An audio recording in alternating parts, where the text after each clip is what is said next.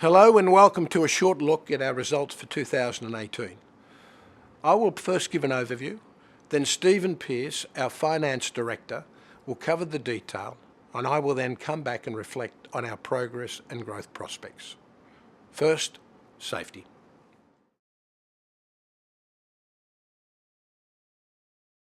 Safety is and will always be front of mind for us at Anglo American. It is simply tragic that 5 of our colleagues died in workplace safety incidents last year.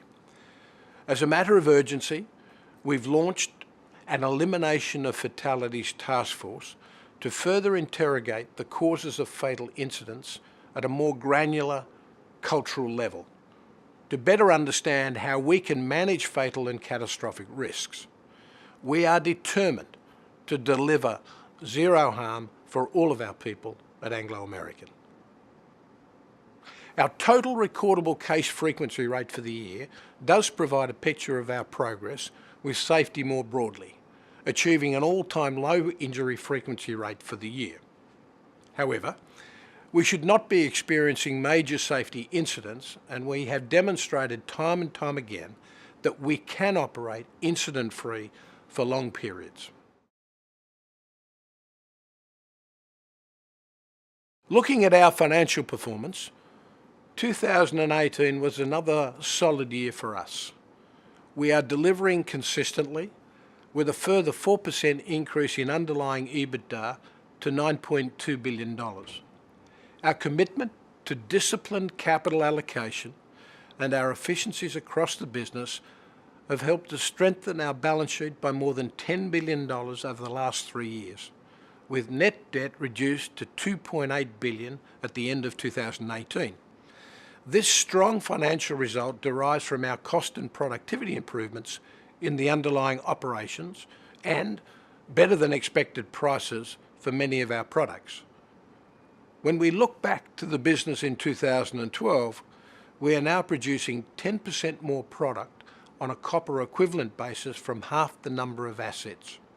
As a result, our productivity per employee has doubled, supporting a 12 percentage point increase in mining margin to 42%, despite a 10% loss in pricing, placing us with the leaders in the industry.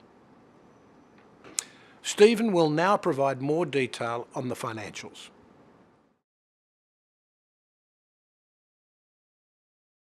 As Mark said, a strong set of results, and importantly consistent.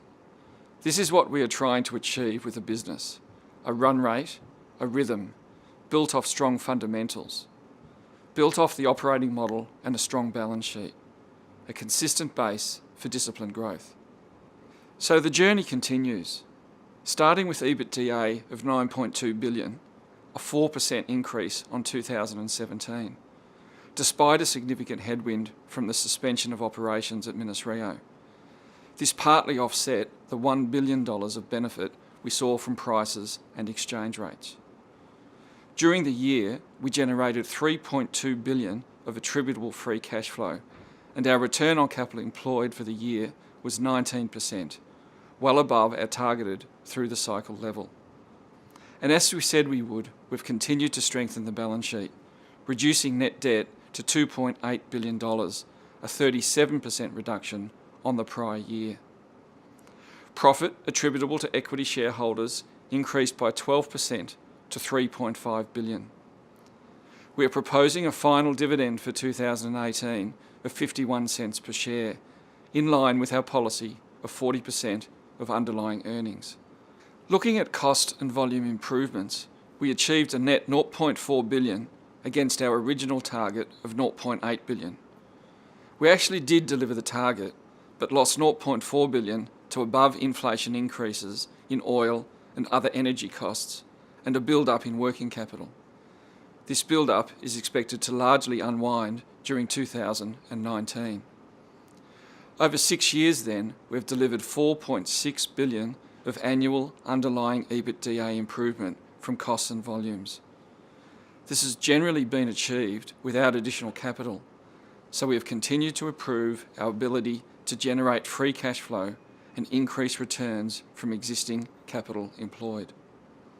The good news is that we see significant further opportunity ahead, and by 2022 we are targeting an additional $3 to $4 billion of annual underlying EBITDA run rate improvement against our 2017 baseline. We are pleased with our consistent progress, and we are focused on continuing to improve and grow our business for the future to deliver superior value to our shareholders and all our business stakeholders. Our 2018 results demonstrate that Anglo American today is a fundamentally different business in terms of enhanced performance, financial resilience and returns. As we look to the future, our objective is to unlock the significant additional potential that we see within the business, from further productivity improvements, volume growth from existing and new operations, and the deployment of future smart mining technologies while maintaining strict capital discipline and creating a sustainable business in every sense of the word. Over the last few years, we've had to make some tough decisions. We have divested less attractive assets and we've had to close some assets. We have today a portfolio of high quality assets that have lifted the overall quality of the portfolio up there with any business in the industry. The new portfolio contributors include Gaucho Quay at De Beers and the Minas Rio iron ore mine in Brazil, and we are well underway with the development of the Quellaveco copper mine in Peru, which the board approved in 2018. At Quellaveco, project execution is on track, benefiting from early works completed during the feasibility study stage. First production is due in 2022, with the ramp-up complete in 2023.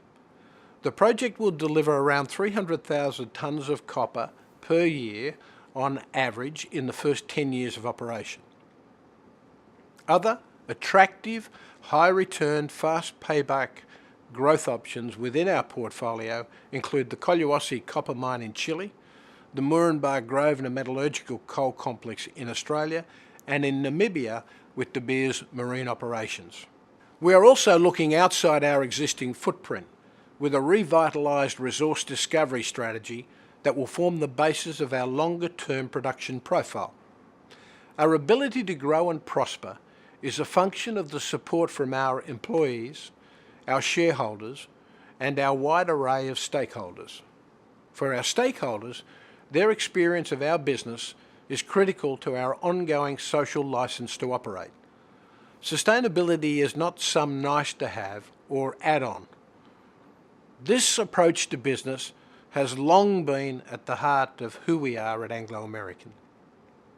Our far-reaching sustainable mining plan, launched in 2018 as part of Future Smart Mining Program, commits us to a series of ambitious medium and longer-term goals.